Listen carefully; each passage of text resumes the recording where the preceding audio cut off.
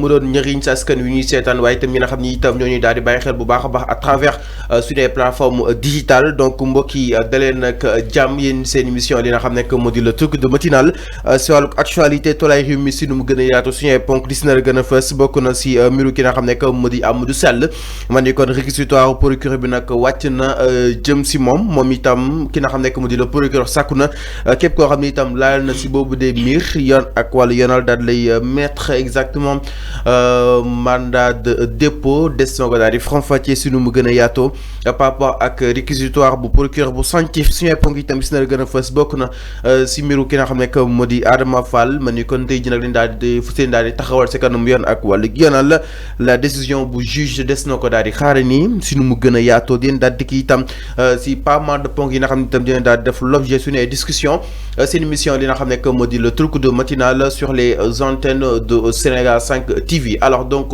tout de suite da nga koy daal di dooree mbokk yi par rapport ak mbiru ki nga xam ne moo di Amadou Sall si kanam yoon ak wàllu yoonal donc nag le procureur jël na benn décision par rapport ak mbiru li nga xam ne moo di 125 milliards yi képp koo xam ni itam laale nga si des na la daal di mandat de dépôt maanaam yóbbu la directement li nga xam ne moo di kaso en attendant ñuy daal di continuer lu nu mel exactement loolu le procureur bi daal di sàkku à la dernière minute foofu saa na ko PGF si li nga xam ne moo di le juge exactement. Alors enfin naka na daal di jàngatee réquisitoire bu procureur allant dans ce sens que ni instant bi képp koo xam ni itam ñu lay tudd si li nga xam ne moo di 125 milliards yi yoon ak wàllu yoonal daal lay li nga xam ne moo di mandat de dépôt exactement. Oui balaa may ñëw ci loolu mais est-ce que Fallou toi ça va. Aujourd'hui ça va.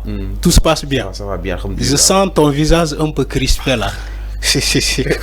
Contrairement à ce que tu fais donc habituellement, je sens ton visage un peu, je sais pas. Non, ça va. Tu es sûr que ça va? Alors, donc le procureur aussi, voilà. Non, c'est juste, hein, c'est une remarque que j'ai fait. Non, ça va. Alors, donc le procureur, il faut que nous c'est le maître des poursuites. Il apprécie aussi l'opportunité des poursuites. Aujourd'hui, s'il fait une réquisitoire allant dans ce sens, jàpp ni que ñooñu dañ leen war a mandat dépôt def mandat de dépôt, c'est dans son réquisitoire. Il a le droit. Dans le sens que même le procureur wax naa ko fii il est le maître des poursuites. Maintenant bëgg procureur à ce que ñu mandat de dépôt ñooñu loolu tamit il faut ngeen xam ni aussi les juges ce collège des juges d'instruction yi nekk ci le pôle financier judiciaire ñoom aussi dañoo moom seen cëgal guy.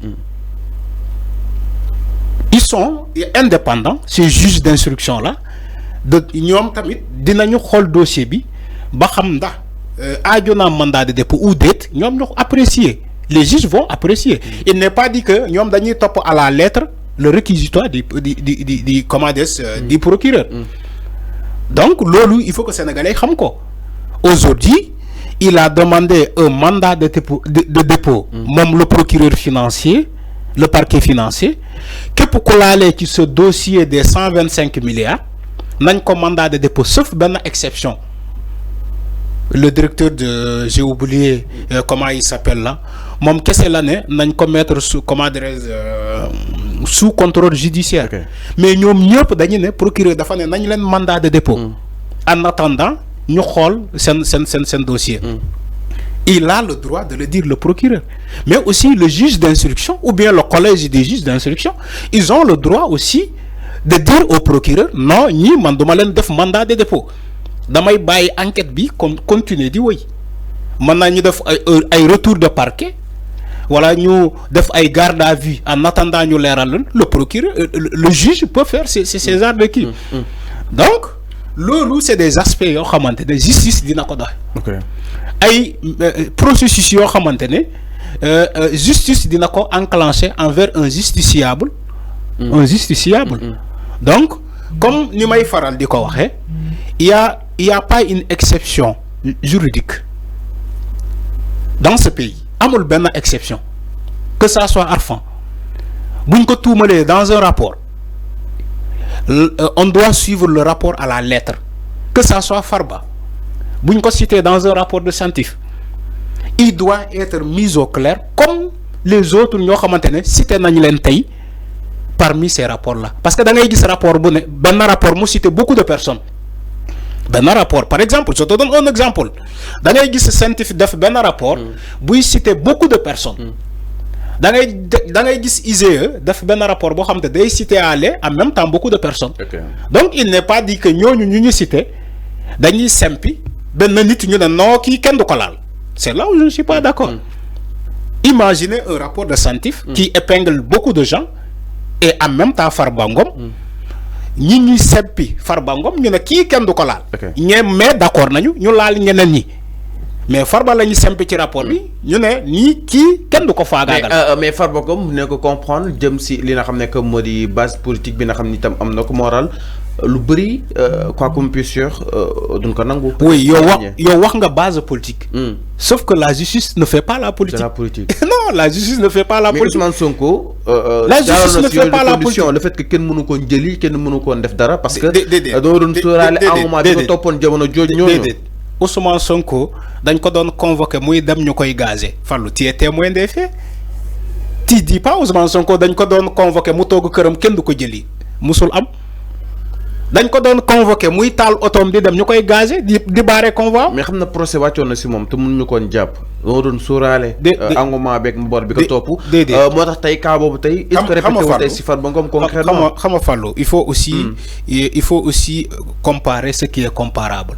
La comparaison n'est pas raison comme on le dit.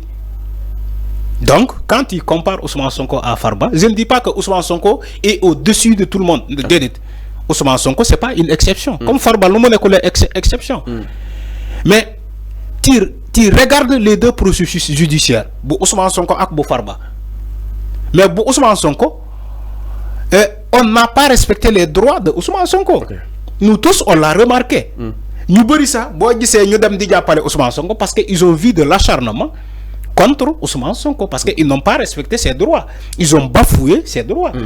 Au contraire, Farba aujourd'hui ils sont en train de respecter les droits de Farba Ngom. Alors, dañu si Farba nu mu gën a yaatoo sànq yaa ngi ko doon wax ni le pôle judiciaire financier mi gën a élargir exactement son enquête sur Racine Sy ak ki nga xam ne que moo di Amadou Sall mu nekk fils de l'ancien président de Macky Sall dans l'affaire justement des 125 milliards yi nga xam ni itam moom Amadou Sall ñu ne laale na si mu nekk loo xam ni itam la cellule nationale de traitement des informations financières des SANTIF moo ko daal di def en tout cas le parquet mi visé d'une dizaine de personnes à fond. Oui. Alors, dizaine de personnes qui ko xamni tam la na ci ñu né mandat de dépôt directement. Oui. Si kanam mu yon ak wala yonal logique là aujourd'hui kaw Amadou Sall surtout taxa ñi ñëw ci Farba ñu jall ci la xamné que modi mandat de dépôt bu Amadou Sall mais en fait où est la personne que ñu do mëna mandat de dépôt parce que suñu xol Amadou Sall ñu né nek fi patati patata exactement à fond. Ama Fallou justice dafa am plusieurs formes de mandat. Plusieurs mandats. Tu dis mandat de dépôt amna. Mandat de comparution amna. Mandat d'arrêt amna. Ak benen ak yenen. Donc tay Amadou Sall buñ ko naré def mandat de dépôt buñ ko mandat de dépôt ba paré justice constaté ni que ki nga mandat de dépôt il n'est pas dans le territoire national, qu'est-ce qu'on fait? Le juge va soumettre à Amadou Sall un mandat d'arrêt international. Fait pour que fuñ ko gis nañ ko japp parce que juge bi mo ordonné ce mandat d'arrêt international. Mais égaguñu fa. Mais il faut que d'abord fuñu tollu moy dañu né Amadou Sall il est fort possible, je vais utiliser même le mot, il est fort possible, nous sommes vers un mandat de dépôt du fils de l'ancien président Sall, Amadou Sall. Parce que Amadou Sall Bobo, procureur de réquisitoire, Amadou Sall dafa lié qui le dossier des 125 milliards.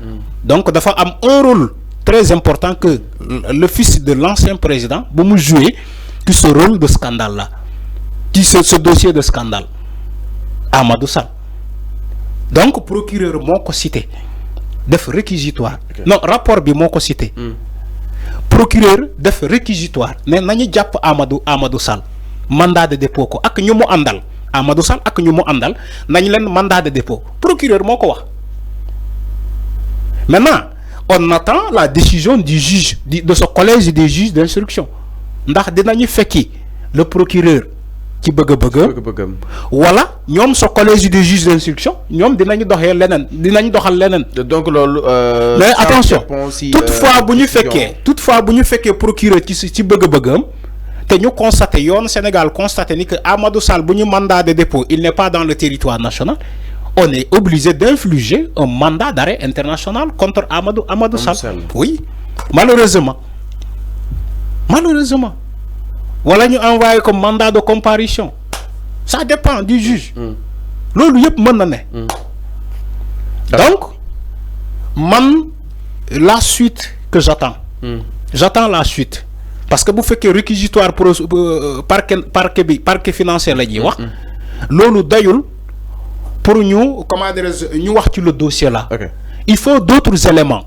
Les autres éléments. Mais c'est ce que j'ai dit. Il faut que d'autres éléments pour nous mener le dossier bobu fu mu mujjé. Alors. T'es procureur moi def réquisitoire am kessé. Alors, il faut les autres accessoires. Alors, de ce dossier là. Ñu dugg ci biir li nga xam nek modi justement ci biir miru Amadou Sall, li itam du côté de la régie ba tay ci mom li ñuy décennie